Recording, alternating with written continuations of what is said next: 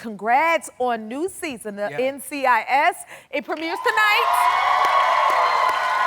What can fans expect?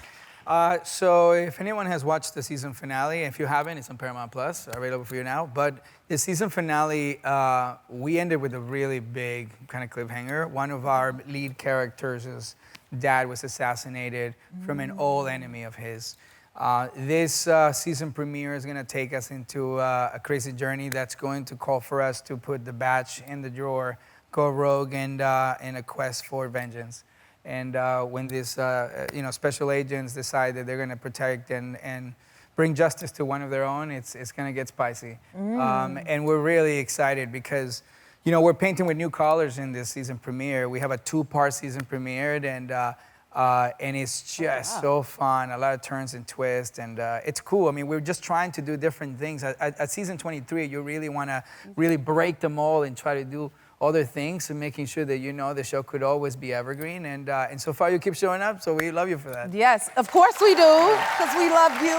Thank you. And you're 10 seasons in. You've been in for 10 years, huh? Almost 10 years of me being on NCIS. Are you like, it's great. when you started, did you think you would, be on it? We were just talking about how quickly it could go. Yes. And when I was doing 70 Show, I did 8 years, 200 episodes, and I thought, man, this is gonna be the longest I'm ever on a show.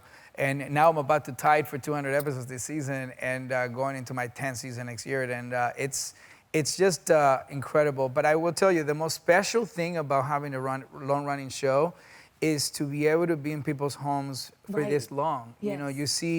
You see children not just being born, going to school, then college. And so I've been really blessed to see that kind of ecosystem. Yes. And I feel very grateful. Wow, we're grateful for you. Thank you, Sarah. Thank you. Okay, so when you got cast for NCIS, where were you when you got cast in it? So 9 years ago, this is hilarious because I remember my agents called me and they're like, hey, CBS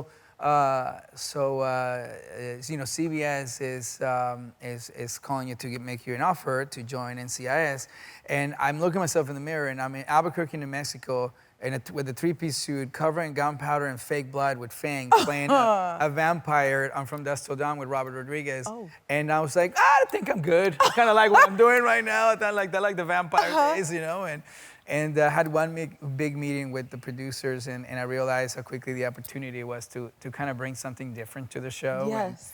And I think you've heard me say this before, and I continue to say it because it's so true. I think it was important to put a little coffee in their milk. I love that. You guys, I'm just gonna leave that there so you guys can I'll leave it there. Yes, a little flavor. But the most important part was to kind of really paint with a couple of different ways in which we could spice things up for the show. And I've just been blessed to be there for this long. And until you guys decide to, it's time for saying goodnight. Oh, no, we don't want to say goodnight. We want to keep you here, that's for sure.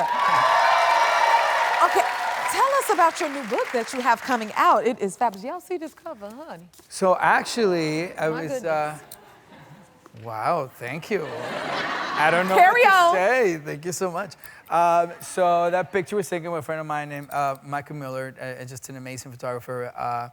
And honestly, it all started with me doing a book of service, and then the more I started writing, the more I realized this was a love letter to my kids, and making sure that when they read this book and they're old enough to appreciate all these stories and sacrifices, that they'll never forget how cool their dad was. Yes. And I think that's the thing. It's like you always, as a parent, you're like, I hope they appreciate how much, we've done. But I think that the point was how special it is to be able to kind of immortalize your story for your kid. And I never thought in my life I would write a memoir.